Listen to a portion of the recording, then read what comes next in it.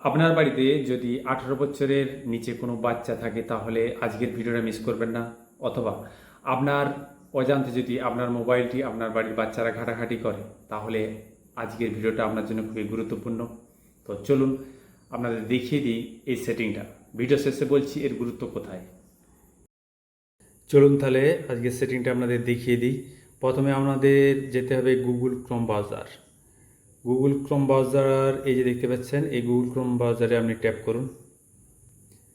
Tap করার পর এরকম একটা ইন্টারফেস আপনার কাছে ওপেন হওয়ার পর আপনি এইখানে দেখতে পাচ্ছেন এই যে থ্রি ডট কোণায়, থ্রি ডটে আপনি ট্যাপ করুন।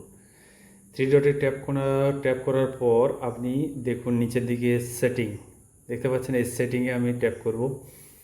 এইখানে সেটিংয়ে ট্যাপ করার পর আপনি নিচ দিক এইখানে দেখুন প্রাইভেসি অ্যান্ড সিকিউরিটি। এই প্রাইভেসি অ্যান্ড সিকিউরিটিতে আমি ট্যাপ করব। এখানে ট্যাপ করার পর আপনি একটু নিচ দিকে স্ক্রল করে নামুন। এখানে দেখতে পাচ্ছেন ইউজ সিকিউর ডিএনএস, ঠিক আছে, এইখানে আমি ট্যাপ করব।